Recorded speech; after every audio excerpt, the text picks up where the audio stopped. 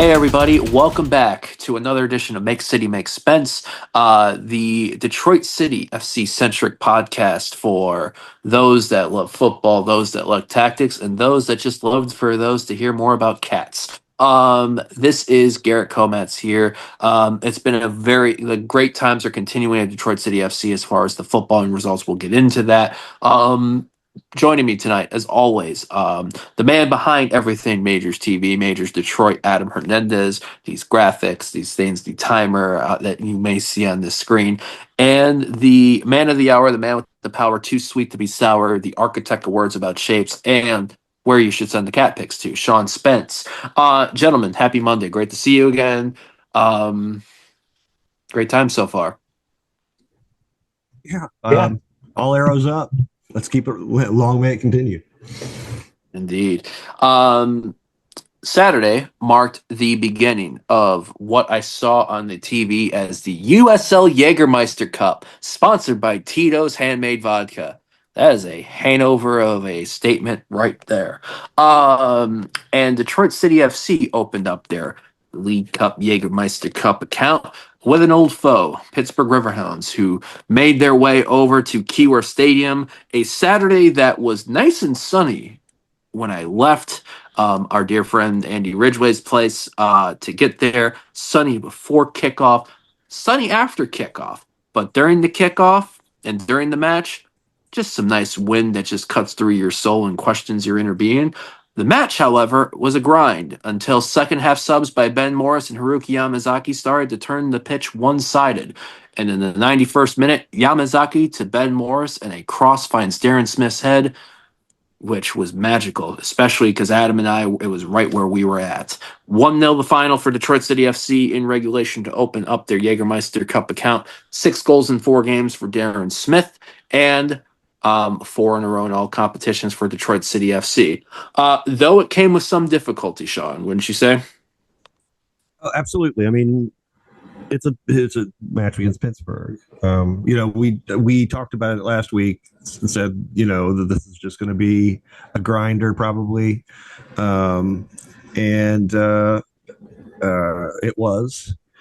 But we were able to largely snuff out the Riverhounds offense, and over time, wear them out, and eventually get pry them open a little bit with some subs, and got the late winner. Yeah. Adam, you were with me during the match nearby. Um, One thing we talked about in particular, although actually, you know what, Sean, I think you're right on. Let's see here. That's Oh, I hear you now. I didn't know if it was muted, faded in. What was? How big would you say, Sean? I'll ask you then. The Ben Morris and Haruki Yamazaki stubs. How Oh, much do you think that changed the stem of the match from what it seemed like that good 40, 45 plus minutes of stretch? yeah. I mean, it did. Their subs did change the match. But more generally, the application of subs changed the match. Of high quality subs against a tiring defense changed the match. And that's the thing that I'm kind of, after watching this match and kind of going back over this early season, this last string of results, we've been keeping the ball just a lot more than we are accustomed to here at Detroit City.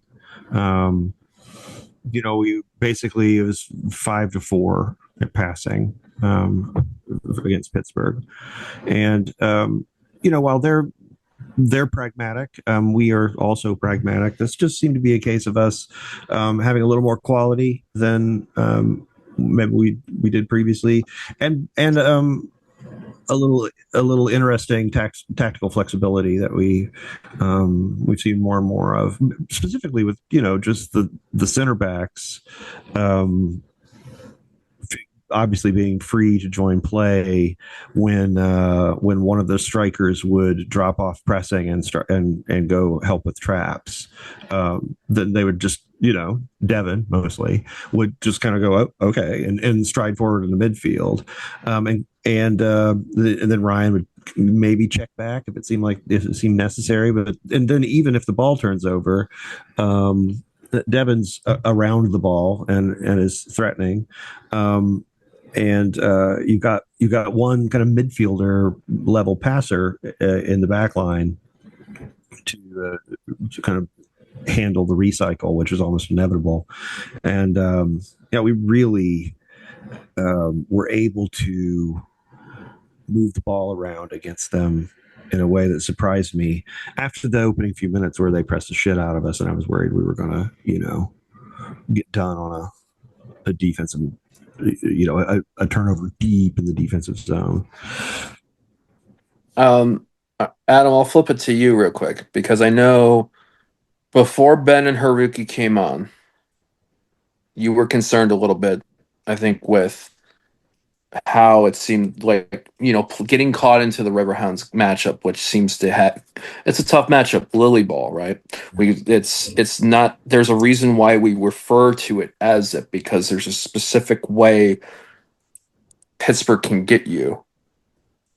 But then your take on the subs, and especially like how much in Haruki's in particular, what that could mean for him going forward for this squad, especially how much time he could be getting because of something like this.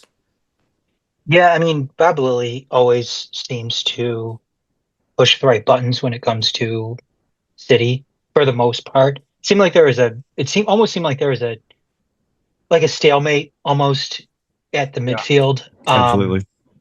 There wasn't for most of the match. It was just it was like a gridiron match that is between the 30-yard lines. Yeah, and yeah, absolutely. Obviously, I thought that City was the more skilled team on Saturday. The frustrating part is it just seems like we kept on getting taken off the ball at midfield, and Pittsburgh would counter, but it just didn't seem like they were skilled enough to do anything in the final third. So nothing ultimately happened. I don't know if obviously things could have been different because I don't think Pittsburgh was playing their top team Saturday. Augustine Williams wasn't even on the bench for them. Yeah. But the silver lining to all this is we ended up winning. But also I think that what Saturday was able to show us was the depth that this team does have and the different options that Dicchio has when it comes to throwing out a lineup or throwing players out there, because the whole landscape of the game changed, I thought, when he was able to get Ben and Haruki on there. Because one of the other things too is that they kept on trying to feed Darren throughout most of the game, and it doesn't seem to be working. Haruki brought a different dynamic, it seemed like, out wide, which was great, and we saw that ultimately culminate in Haruki feeding Ben finding Darren, who headed it, into the back of the net, and perfect. Yeah, and we ended up winning the game. So, I think Haruki offers that different dynamic, and that just all seemed to be working Saturday once they came on, which was refreshing to see just because of that stalemate that we were seeing in the midfield. And I don't know if Danny's going to continue to, throw that out there. But I hope Haruki, continues to see more minutes, because I think he was one of those key pieces Saturday. And I don't know if they win that game if he doesn't get subbed in at that point in the second half. So encouraging to see that. And I know Garret, we saw him truck that one guy right in front of us too. Beautiful. Rose's So not a big beautiful. guy, but he completely trucked this one Pittsburgh defender out wide, and it That's at was least great to my see. size. At least my size, I feel Oh yeah, like. he was bigger than Haruki, and it was cool to see something like that happen. But yeah, very encouraging, very exciting to see um, that transpire. Not the truck, but you know, just the play transpired and how things changed once those guys came onto the pitch. Yeah, So yeah, I think the the what Ben put out there um, was really it seemed to be a statement of his quality. Once he entered the match, he kind of dominated the attacking moves, um, and created more. You know, in those 25 minutes than the team had really up to that point. Um, through skill and kind of audacity and occupying different spaces. Connor likes to stay in the right channel. Jesse seems to want to operate from the right channel, and Ben likes the left channel. So he provides a little natural balance.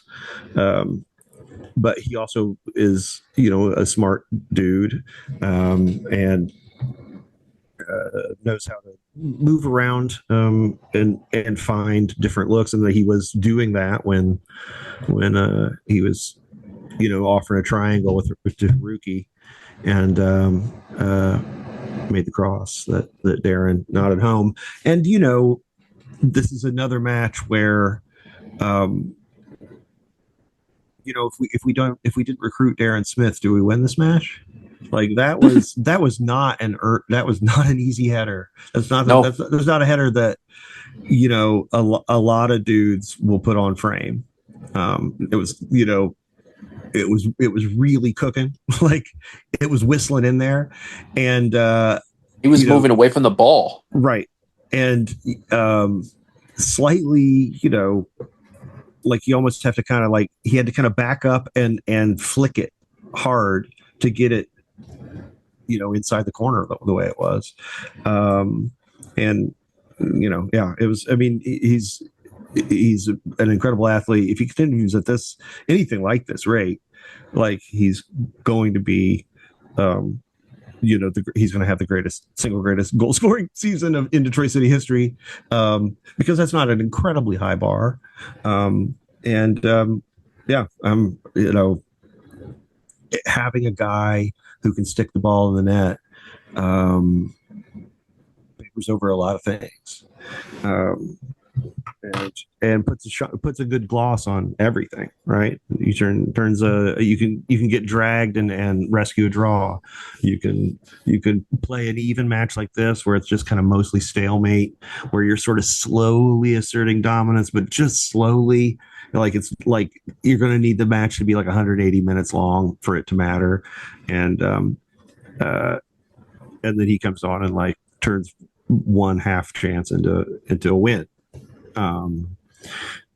Yes, it's there's a reason everyone's looking for this thing, right? I mean, one quick thing too on Ben, you're kind of, and it seemed like you're alluding to it, Sean.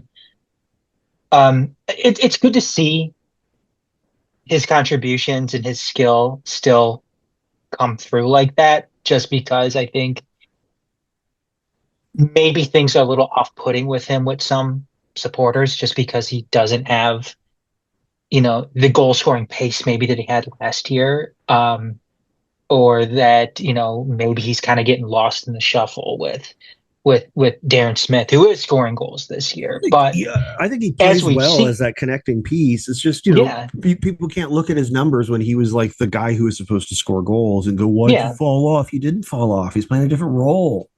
Like, and that's exactly my point. If your big tall son,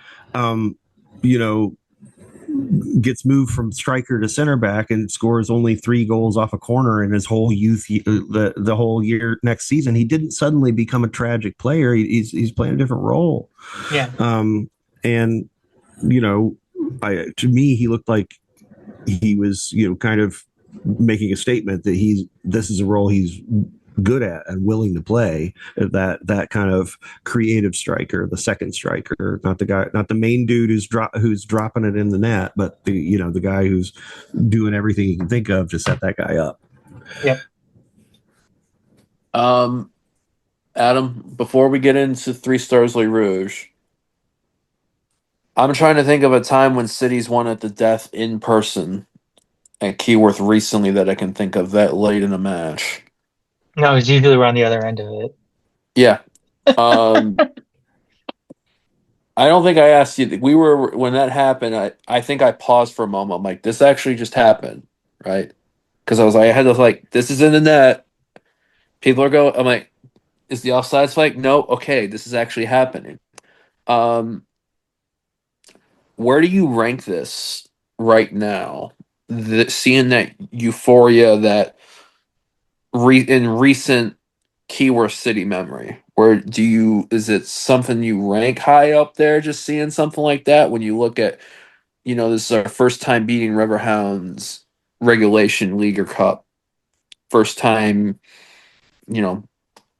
getting the edge on them at Keyworth, those type of things, how we did it. Devin's goal line clearance just after that to keep the win. Just like, where do we I don't know rank this? if you can't think of another time when something like that has happened, then I certainly can't. I don't know if I particularly rank it that high. I mean, it was a cup win in late April. Just because A of the new competition, it's not like a Yeah. ultimate banger. Yeah. I mean, it was it's a great group stage game. yeah, I mean, it was great to win. I mean, considering who it was over to, because I mean, Pittsburgh sucks. I hate them. And I think they are Detroit City's rivals at this point, no matter, you know, in my personal opinion, as much as, some city supporters may want to try to deny it, I think they are. Um, so it was nice in that facet, but I mean, I don't know if I particularly rank it high right now. Okay. It's nice. Yeah, Yeah, definitely the nice feeling on there. 3 Stars A Rouge, gentlemen. sure. Sean. First this time. Okay. Adam. Adam's going first. Okay.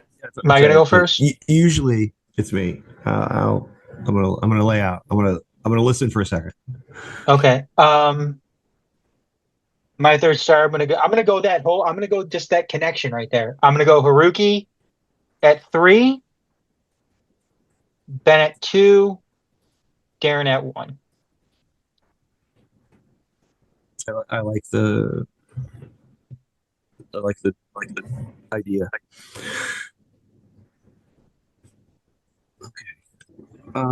For me, I think Devin number 3 for me. I think he played really well, especially causing problems by picking his moments to come forward. And Pittsburgh were really hoping to craft a scenario where they could punish Devin for coming forward, and through the kind of stability of our scheme and the fact that Devin picked his moments well, that just never kind of happened. And I thought that was really good. Number 2, I'm going to go with Ben. I'm going to agree with your last two, Ben and Darren. Ben, because I really felt like it was a statement performance from him. Not that there's nothing wrong with Connor, and he does provide a different look. His size and aerial ability, it's kind of horses for courses thing. And I think Ben is trying to say, like, I'm a multi-course horse. But we'll see. And then Darren, when a guy's on a streak like this, you just gotta sit back and admire it. And long may it continue. I'm going. I think Garrett and I have picked. Well, Go ahead, Garrett. I'll make my comment Is after. Darren just like the man of the match every match? Like Darren, For the Darren, most part. Darren. I'm gonna go. I'm going Ben 3, Haruki 2, Darren 1. Honorable mentions Devin and the coach's dugout jacket that Danny Dichio debuted. Uh, Wow. I feel uh, like That we was just good. did like 3 variations on a theme. They're very, very similar lists, uh, featuring, uh, I think the very holy young Darren Smith. Garrett and I have picked Darren the past 3 weeks. Sean, I think you're the past two, but you also had Darren as a number two 3 weeks ago. I'm pretty sure. It was either 3 or 4 weeks ago. Um, If scoring goals is easy, everybody do it. exactly. So there's a reason why he's number one. Everybody wants to, like, Especially considering too how difficult it's been for the most part for this team to score goals. I mean, exactly. Darren Smith is a godsend for this club right now. Because when was the last time they had a finisher like Darren Smith? Sean It Claude is Larson. it is akin to taking fiber supplements when you're blocked up. You know what I'm saying? Like uh, previously, it was very difficult to get anything happening, and now it's like lightning. Mm-hmm. And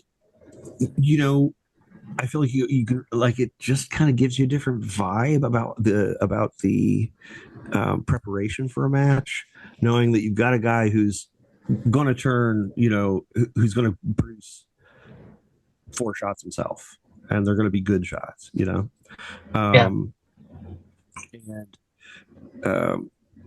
yeah, we're still not creating very many shots, like 10 or 11 a match. I think there's our average right now, but we're allowing fewer, and especially allowing much fewer good shots. We're giving up a lot of 25-yard Hail Marys and kind of off balance blasted cross slash shots, and shit like that. Like the defenses looked really good, really cohesive. Everybody knows.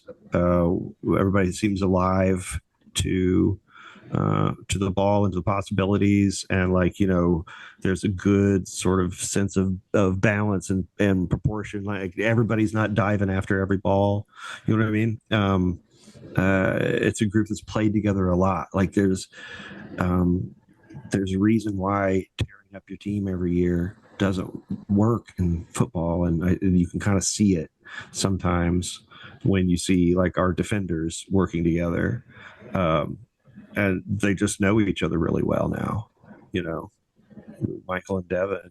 How many hours together have Stevie and Devin played now? I mean, Right.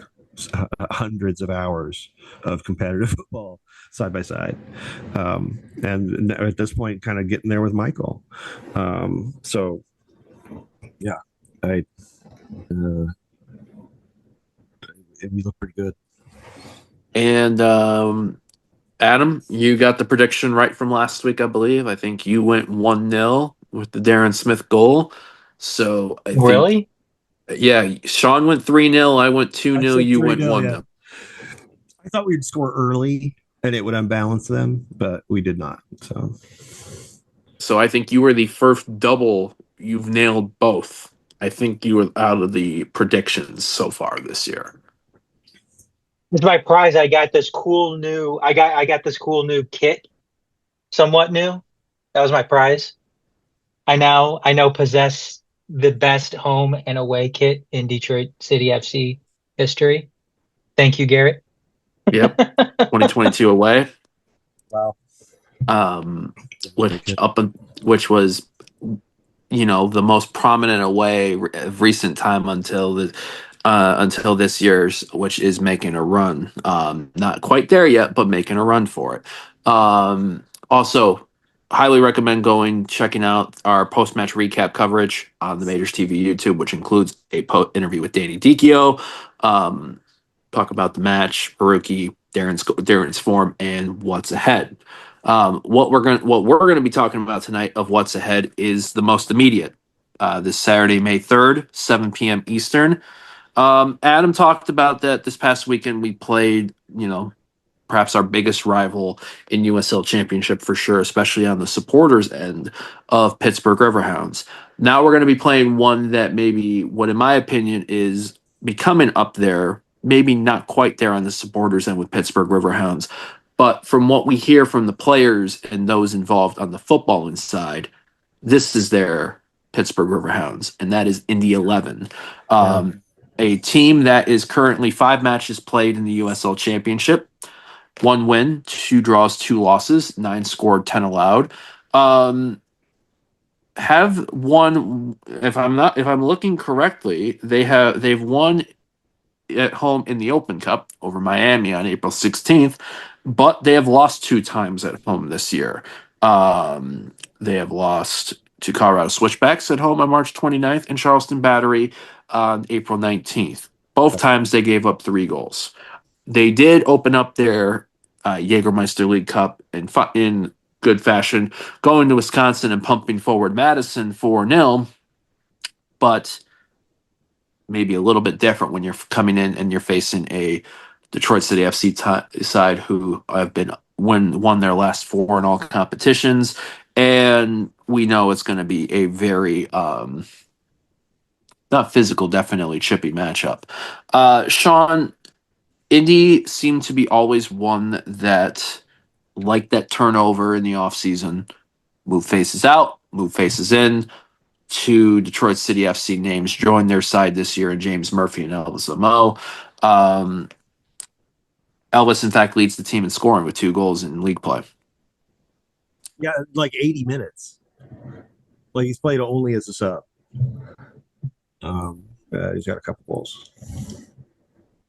So that's actually, you know what? That's the Jägermeister. Fatma put the Jägermeister Cup graphic on there for Elvis. So that was 2 goals for that. And then Aiden Quinn's got the 2 goals in USL Championship with Bruno Rondon. Yeah, Elvis has got 1. So the 9 goal scorers in the league. Yeah. Sorry. Aiden Quinn 2, Bruno Rondon 1, Edward Kizza 1, Amo 1, Malik Foster 1, Patrick Hogan 1, Jack Blake 1. Jack's was a penalty. 3 times we played Indy 11 last year, Sean. 1-2-1 Easter weekend at Carroll. 3-0 beatdown by Indy gave us for us to exit the Open Cup. And then a 0-0 draw in October where we looked like we were the ones attacking and Indy was fine sitting back and taking the point. How do you feel about this Indy side this year from what you're seeing of this squad and of their results so far? I mean, you look at if you just look at the win, draw, loss line, you're like, could be. But I mean, that 1 win in the league was against Miami, whom they also beat in the first round of the U.S. Open Cup. So 2 of their 3 wins this year have been against Miami, and the other was a 4-0 beatdown of Forward Madison, who are at this point an undistinguished League One team. So not an impressive series of scalps, right? And then 2 goals allowed at when North Carolina came into town too, a 2-2 draw. So they've given up. They've given up a lot of goals at home. I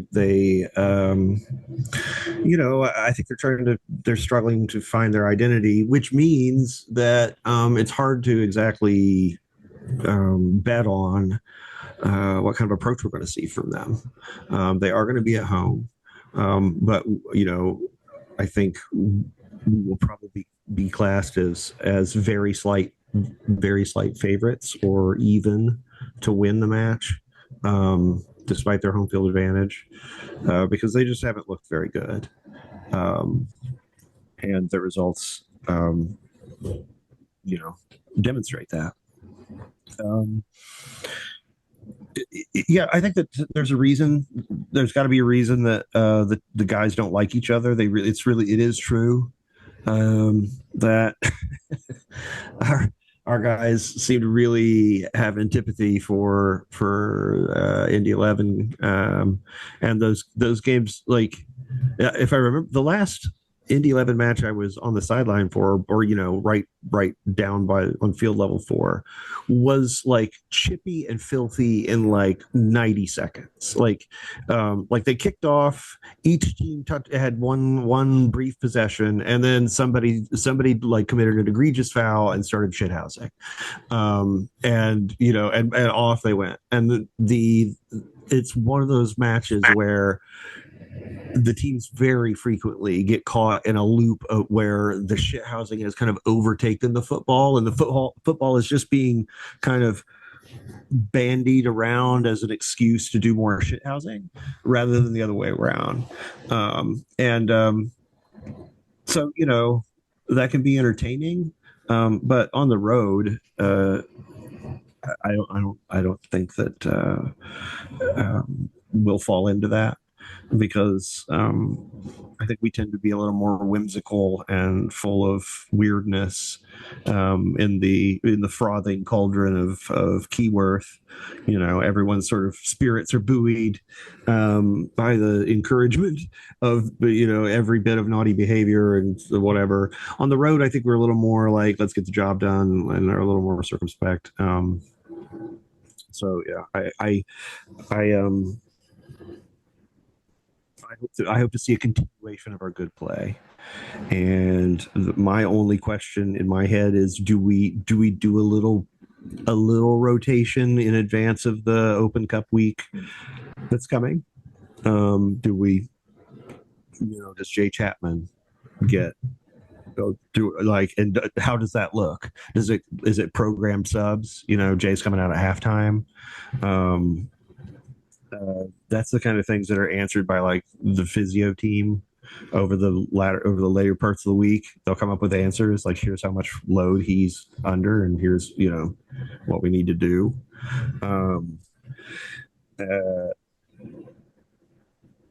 It'll be interesting to see how we handle another 3-match week. How much rotation Danny will put out there. In your mind, Yeah, go ahead. does James Murphy get a yellow card against us? 100%. Yeah, of course. I mean, the thing with James is like, I don't like, he would draw some really just like bizarre yellows, where it's like, he got a yellow for that.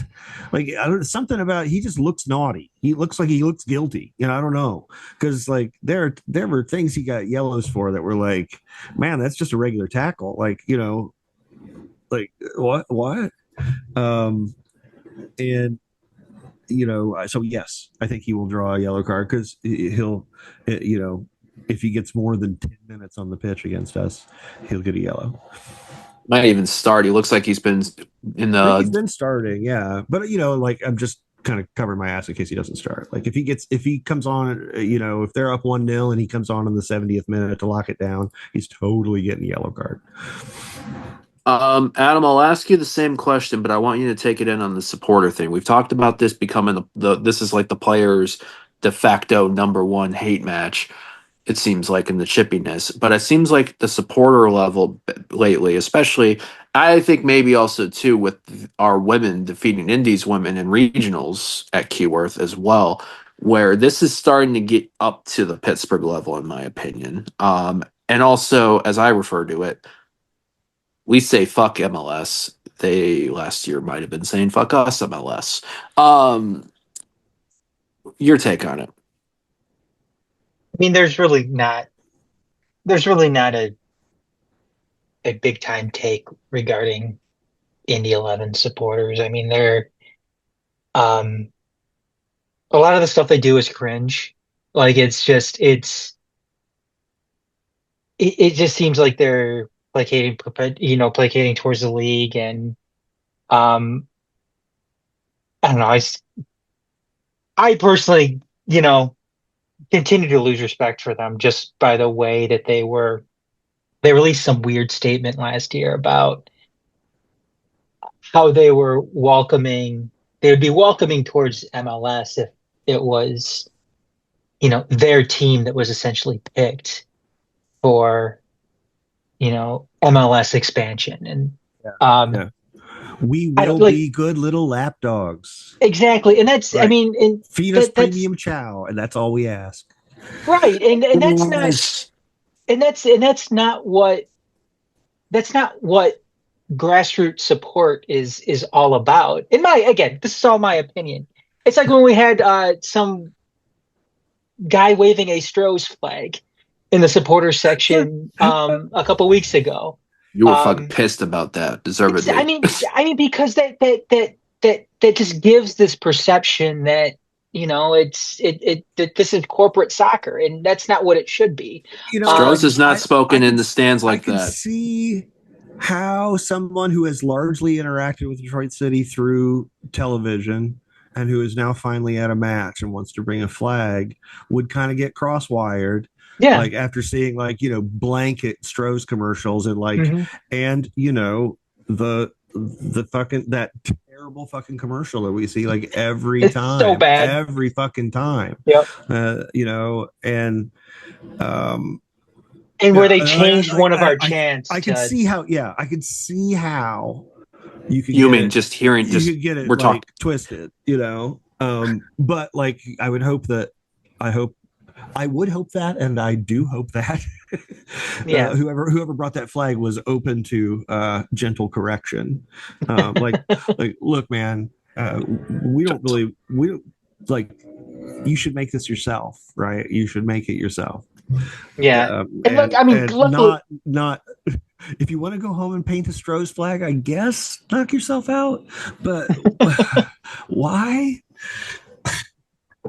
um, but yeah, I mean, yeah, yeah, exactly.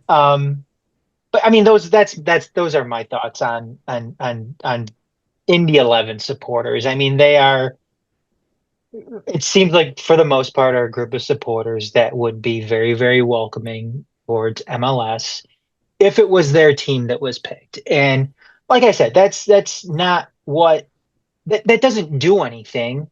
I mean, first and foremost, and I know this is an argument that's been brought up, and it's an argument that's not popular among some people, but to me, that isn't your club anymore.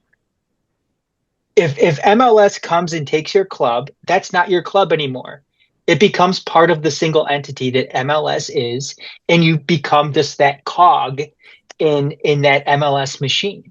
I Um, mean, that is the fact. It's the fact. yes. That's not like it. The thing is, like, I think sometimes when we say that, people listening who haven't been like deep into the weeds on how soccer is organized in America, but have just like started loving the game, Mhm. don't realize that, like, look, No. this was like, it really is set up differently, and Hmm. it is billionaire socialism, but it also means that if when you join that league, you surrender the rights to all your IP and all of your every bit of your business. Like, it is the business equivalent of like giving up your DNA and saying and signing rights for them to clone you. Yeah. And you go, that the club now is kind of a shell of itself, that this you know squid stuck up on the face of United States soccer, like, grows another arm and sticks the Detroit City shell on it, and the organism grows more powerful. Like, that's how it works. And you know, then you get the billionaires portion. You get youth football treated like crumbs for the poor, right? Instead of a thriving, ecosystem Exactly. of football that is kind of transmitting ideas and culture through the ages. It's a money making enterprise trying to maximize shareholder value, using the the branding of the thing that whatever you built. But whatever it was doesn't really matter anymore. You will still, there are things that will continue forward, like vestigial programs or tendencies that will continue forward. But as soon as the central will decides, the billionaires, soccer, private equity agreement, which is basically what MLS is. If they decide to change something, it's changed, and you don't get anything to say about it. Absolutely. It one Now I want to I'll put my cards on the table, of course, because we're about to play Chicago Fire in the Open Cup, and I covered Chicago Fire for years, and they were owned by a billionaire named Andrew Hauptman, and he sicked his PR guys on me and tried to get me fired from SB Nation, and just dumb shit and so I have a very particular view of how venal and personal and thin-skinned and malign these billionaires can be. They're it's very much a soccer version of that Twilight Zone episode with the boy of infinite power. Everybody kind of cringing away, and then the boy hoping that you're not his favorite toy. Like, please, no, please, just own this team and leave us alone, please, please, please, please. Oh fuck! Oh, he's really into soccer. Oh, it's the worst thing. And that's what it would be here. absolutely, yeah. And the worry is that it, as our balloon inflates, we're already more worried about it becoming that here, like in the present time, right? The power of our millionaire certainly grows as his investment grows, and as I understand it, he's investing some money, where in the past he was, just the backstop. And that worries me a little bit, And as Sean says that, just a quick story, and I'll give a real quick thought on the Indy 11 match coming up. But a couple years ago, and I'm not going to name names, but we have some friends in these circles, and I remember we were getting in an argument on Twitter when Twitter was still a thing with Orlando City supporters. I don't know why, it just came up, and we were making fun of them because we said their club does not exist, which is, like Sean mentioned, is in fact true. Yeah. Orlando City does not exist. Orlando City now is essentially Lou City, because they gave up, like Sean mentioned, that IP and everything like that. And what is important to realize when it comes to all of this is that, and Sean touched on it just a second ago, that MLS can move Orlando City out of Orlando whenever they want. It's theirs. MLS owns Orlando City, the name now. So they can move it whenever they want. And I think the important thing to realize out of all of this is that you can't say that you support grassroots. Look, if you want to go on and say that, I just want to support Indy 11, I just want to support the team, whatever. That's all I'm concerned about. And if that's the case, then fine. I'm not gonna go and jump on somebody who supports, the Chicago Fire, for instance, just because, that's their team and their city From and Chicago. Whatever. That's fine. But don't go out and advertise yourself as an advocate for grassroots soccer and, looking to, truly, and I hate this phrase just because it's been so, it's just been so, bastardized. Grow the game in this country. I knew you were gonna say that. Yeah, I hate the phrase, but I can't think of it. I can't think of anything You else. said it. But don't say you're a supporter of grassroots soccer in this country. if you're an MLS supporter. If you're just a casual, you just love the team just because that's your team in your city, then that's fine. I don't care. But when it comes to Indy 11 supporters sitting here welcoming, getting down on both knees and begging Don Garber and that weirdo mayor, just please pick us to be part of your exclusive, But soccer country club, it's a then that's classic. just something completely different. Yeah, it's turned out to be kind of possibly to be a classic moment where if you just kept your powder dry, it would have been way better Yeah. because the relative profile of MLS and USL over the intervening 2 years since they, were like, we're yours, ravish Yeah. us, MLS. Um, uh, have been pretty bad for MLS. Hmm. They signed that huge Apple deal, and as some people predicted, they're in a walled garden, and people are just like ceasing to give a shit really quickly. Yeah. And meanwhile, USL's driving itself out on free TV as much as possible, and announcing that they're going to be, they're going to add Division One and have Pro Rel. Okay, well, I think USL's done a pretty good job of differentiating itself and doing the sort of easy shit that makes a big bang, and the extent to which they follow through on those things, I'm hopeful. But at the very least, they have, I think, kickstarted a lot of capital flowing into the league, and a lot of teams coming on board. I think we're going to see, we're going to see providing we don't go through a true depression economically, we're going to see 2 or 3 teams a year coming into the USL ecosystem for the next 5-6 years.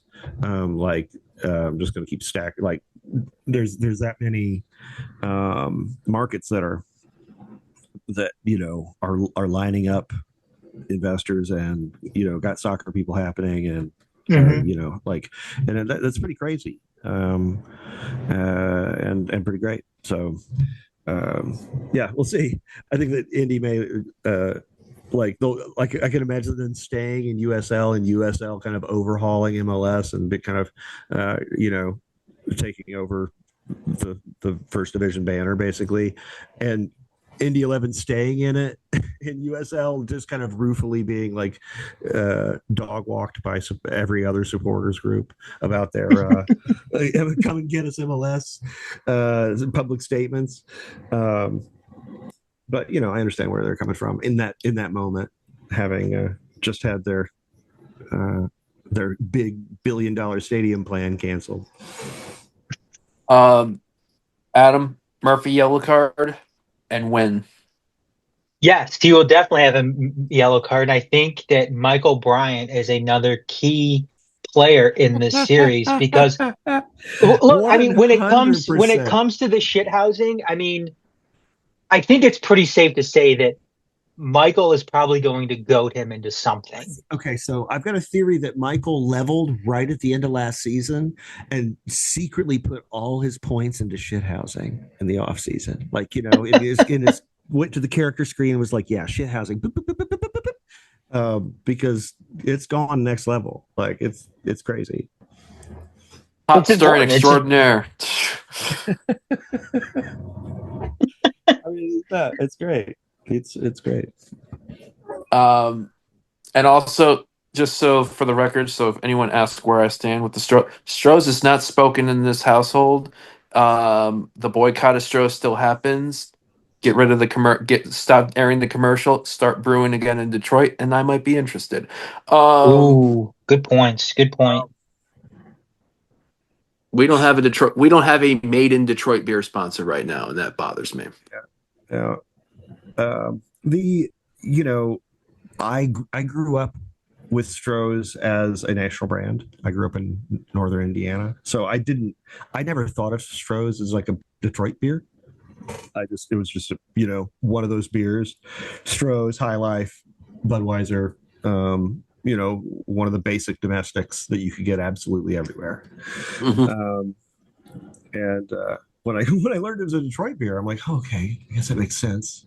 Like, it must have been well, like right in the pocket for their distribution. Really easy to blanket that much Yeah. area.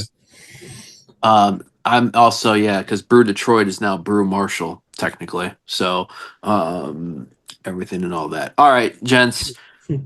I agree with you on the Murphy yellow card. Bonus pick, I say it happens in the 69th minute because Ah, nice. Um, when the dust settles, Okay, no. 9 p.m. Eastern, a little bit after, maybe a little before. What do we see the score as, and who gets some? Adam. um, I'm gonna go 2-0 City. Um, I'm gonna keep on picking Darren Smith to score a goal until he doesn't. So I'm gonna go Darren Smith, and you know what? He gets it. He gets it this time, and this is the beginning of his regained confidence. I'm gonna go with Jordan, and it's gonna be late too. It's gonna be late.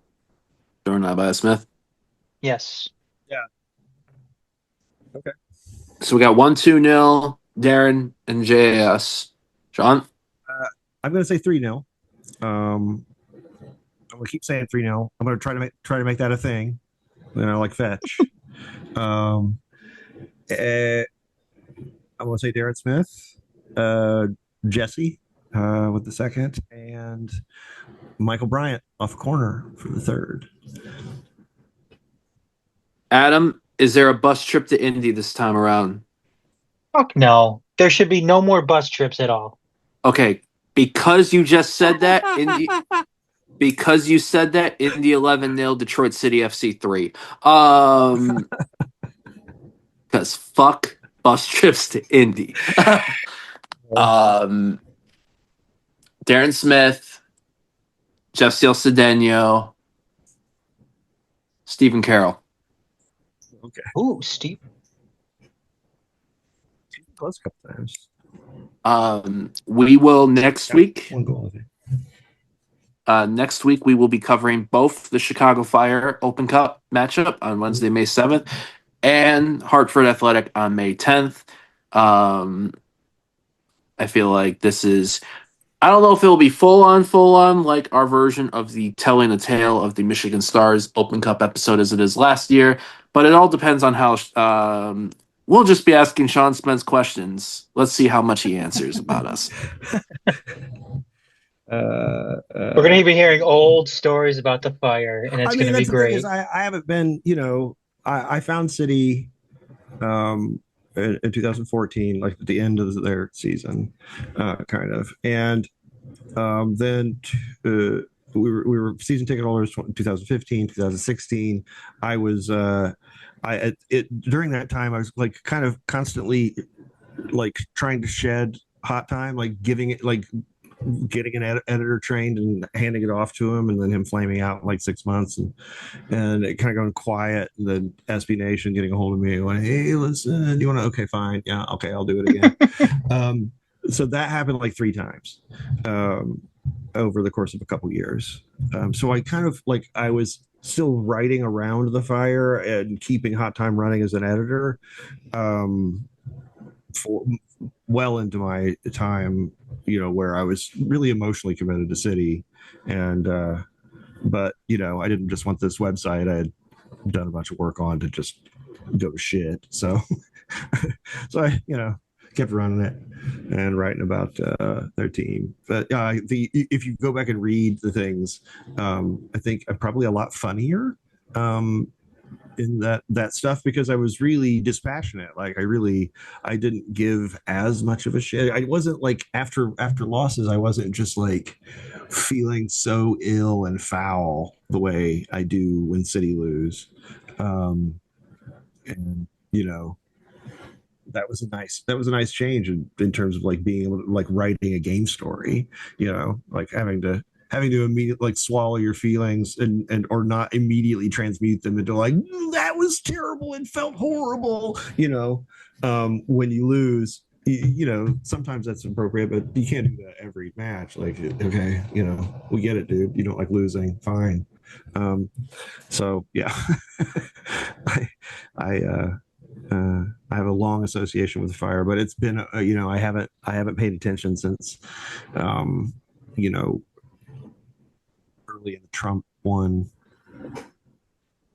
So So it'll be fun, folks. yeah, we'll Stay see. tuned. We'll be Firearms recording. aren't good. That's one thing I can say. We could, there's a preview. Fire aren't very good. Like if we're picking up an MLS side, that's not a bad one to have to play on the road. Like, you know, So I stay tuned. think when have the Fire been good though? It's been a long time. It seems like. they had years. They had a few years. Well, I mean, their early years were ridiculous. They were the first juiced MLS team, right? And they won. They won the title the first year and won multiple Open Cups. And that ended once the team got sold a couple of times, and it has never come back, basically. And they've turned into kind of one of those money pit franchises where it's like it doesn't matter who they put in place, how much they spend, how little they spend. They just kind of suck. They just kind of like every little glimmer of hope is followed by like 3 turd sandwiches, like and yeah, it's a team that's very easy to disengage with, which I think is what Chicagoland has largely decided to do. Mhm. Because it just doesn't feel good to be a Fire supporter. Like you have to be there, like you have to either been there since the old days, which is a lot of people I know, or um, have kind of a like masochistic streak, possibly in some ways, like enjoy the pain, like those people that go watch San Marino play international. Barrel Islands. Right. It's like, yeah, it's that the same psychology. And yeah, I mm, it's tough. It's hard because I knew a lot of really good people who works with fire. I mean, Trevor worked with fire, although I didn't know him then. Um, they were a really good organization that you know did the thing that good organizations do when they just sort of constantly get their budgets cut. Like they just kind of wither on the vine. The creatives all fled. The kind of brains part of the scouting team left repeatedly for more money somewhere else. Once they demonstrate they can find people, you can make more money somewhere else. The data team has been started up and then shut down over and over again, depending on the whims of the current manager, not according to any sort of club like scheme. Like it's just it's a poorly managed business. They're they're all kind of similar, you know. Yeah. So early next week we'll be recording it. Look for that episode to drop before Wednesday's Open Cup match. We'll talk about the match. We'll talk about the Village of Bridgeview. Everything in that particular to look forward to. And then also talk about the Hartford Athletic match, USL Championship League play Saturday, May 10th on there. Lastly, before we go into closings, 2 extension announcements took place last week. Reese, both through the end of 2026. Just 2. If I forgot one, gents, let me know. Reese Williams, Carlos Saldana. Yeah, I think that's the only ones we've heard. Uh, uh, I think I love that Reese is coming back longer. I mean, they say 2 years. It's a 1-year extension on his current deal, basically. They're he's probably getting paid more. He starts getting paid more now, and the end date extends to the end of next season, which is great. And he's like talk about a guy that we've seen kind of grow into a completely new role. Reese was I've said this before, but he was a defensive midfielder for Stumptown. I mean, played kind of all over the field. He was just clearly like the very best athlete, and so they played him in kind of a very best athlete way, like a youth league team would. We need goals. Reese is going up top. They've got a quick guy on the right. Reese is going to the left. Um,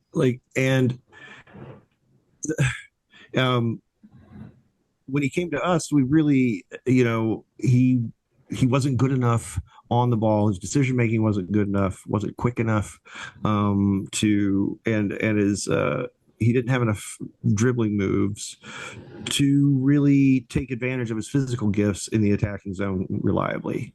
And I think he was 26 at the time. A lot of time you look at a guy that's 26, he doesn't have that stuff. You kind of wonder if and Reese has gained it, and I'm guessing he's gained it through just pure hard work. The older you get, the harder it is to learn new things, and he's ground through that and has become a really persuasive, two-way winger. I'm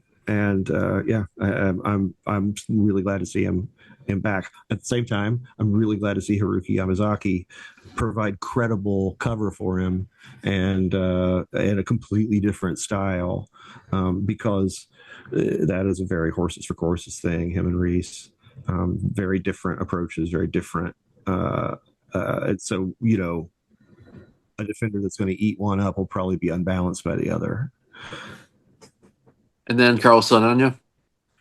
This has been great. We don't know why he kind of vanished there for a minute. I'm guessing he was hurt. It's just weird they wouldn't say so, he's got, he's got a broken bone in his hand or something. I don't know.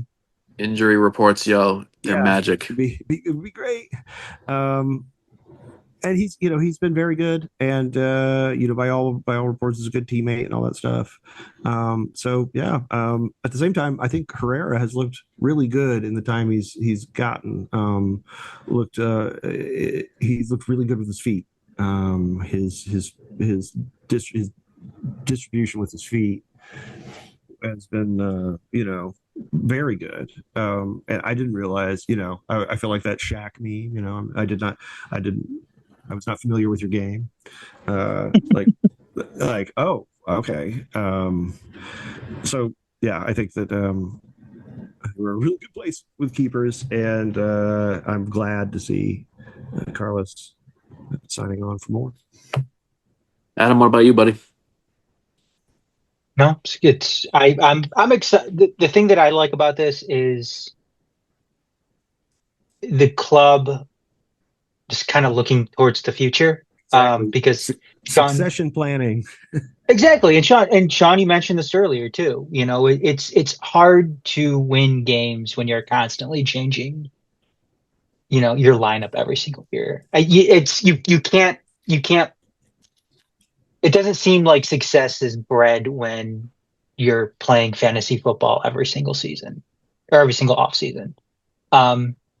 You need that cohesion. And I think that was part of the early success with City. I mean, when Trevor brought over the Nisa All-Stars, they probably didn't have much money to play with, but, I think that was probably a big reason why they were as successful as they were that first season, is because a lot of those guys played with each other. They knew each other. Sense of shared suffering. Exactly. Powerful bonding. Suffering. The brotherhood was formed after suffering through Nisa. Yeah, so they had all changed in a tent beside a high school stadium somewhere. Mm-hmm. A tent that didn't go all the way to the ground. Yeah. So that's what's exciting about that is them looking towards the future and getting guys. I mean, it shows a stability too with the organization that they're able to make these long-term commitments, which I remember having a conversation with Sean Mann, a couple of seasons ago, and one of his, I mentioned to him too. I mean, it's like it's great not to have to sit there and worry about, whether or not City is going to even be around the following season. No Now shit. they're making commitments, years in advance now with players. So it's cool to see. Indeed, absolutely. So yeah, as we were saying before, the Detroit, plenty of great things to talk about with Detroit City FC right now. We hope it continues. We'll be back early next week to talk about the Indy 11 match that's taking place a few days from now, and obviously preview what's to come this week. Adam, we'll start with you. Ways they can find out Major Detroit, ways they can check you out. Major Detroit at TMS Next Detroit on Twitter, Facebook, Instagram, Blue Sky. Um, find us online at detroit.themajorsports.com. Find us on YouTube, like and subscribe there, youtube.com/Majors TV. Make sure you like, subscribe, and leave a 5-star review on any of the major podcasting platforms for Make City Make Spence on Apple Podcasts and Spotify. And you can find me at TMSNX Adam on Twitter and Blue Sky, which I've already submitted my cat pick to Sean on Twitter. So Yeah, I want to say kudos for the early cat pick. It's a dual cat pick, and that is a dual cat pick. It is super adorable. Cat pick, Sean. Where should they all go to? Cat picks should go to Shield Chafing on Twitter, on Blue Sky. I think I'm Sean Spence on Facebook. And other stuff. Oh, email. If anybody does that. It's a SCYLD, SCEAFING. I also write words about shapes. It's words about shapes. So it's like, patreon.com/words about shapes. $3. $3. Yeah, $3. Or there's a lot of stuff that's on there that's free. Like if you want to like catch the vibe, it could cost you nothing. But it's a must cool for any city supporter. It's a must for any city supporter. Yeah, we got some cool you've gotten some cool subscribers lately. Somebody's that like to, do rankings and backheeled shit. Come on.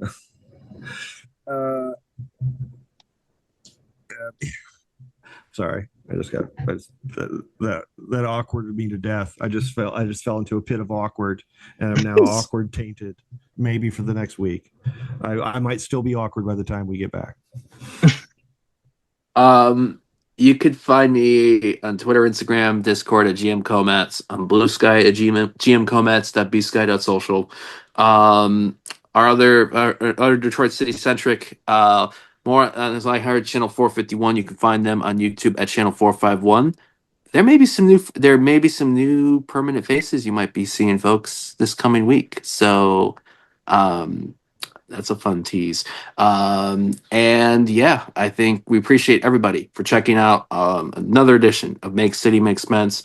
We'll be back at it again next week to talk all things Detroit City FC, the weekend that was, and what's upcoming. For Sean Spence, for Adam Hernandez, Garret Comats here. We go onward.